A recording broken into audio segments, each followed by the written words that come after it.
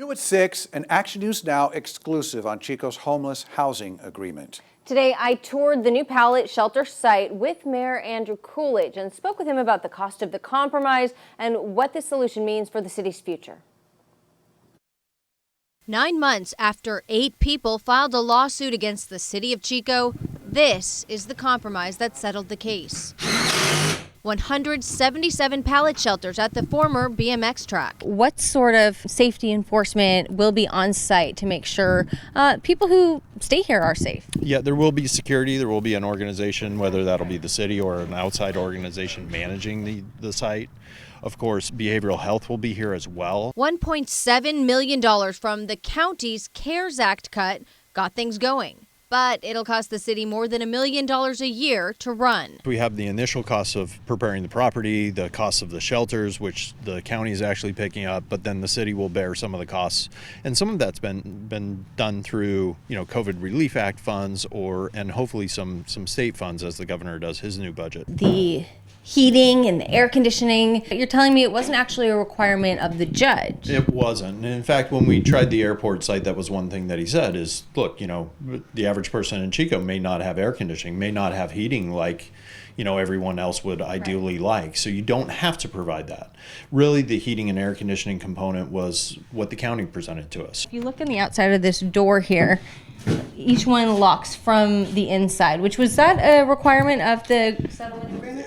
It wasn't necessarily a requirement of the settlement agreement. It was just something that comes standard with the shelter space, and people do want to be able to secure their belongings, and that in fact was a part of the settlement agreement. Police and Public Works will be in charge of going to places like Comanche Creek and trying to get things back on track there. Yeah, you're in communication, I take it, though, with the chief of police about that? How's that going? So enforcement's going to look a little different. People will first get contacted by the first contact group that we've hired to do outreach, and then they'll be assessed by behavioral health, and then they'll be moved out of those locations into this area. If they don't want to vacate those spots, then that's when enforcement comes in, starts moving them along. And obviously we have a lot of repair in those areas too. Some of our park areas have been severely damaged. Is there going to be some sort of transportation? How is that move facilitated? Actually that's being explored right now through the city, so that I don't necessarily have an answer to at this point and what that plan will actually look like. Obviously they'll have much less room here for their possessions. If in fact we have to store and house their possessions, the judge is very specific that, if it's property belonging to the person, you have to take care of it and store it for a certain period of time before we move forward on tossing it and throwing it away. Are you happy with this compromise? I don't think anyone's thrilled with this, honestly. I think some people in our community feel it's not enough. I think some people in our community think it's too much. And, certainly I've heard that sentiment on both sides of the aisle. I think this is a nice compromise. It allows us to move forward.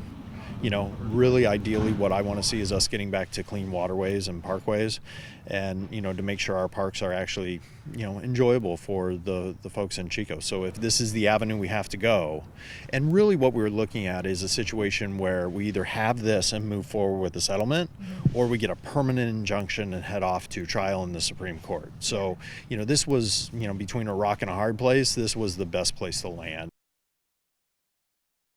One interesting outcome, the plaintiffs ended up getting $12,000 between 8 of them in the agreement. Their attorneys got $650,000. The site itself should be up and running in about a month.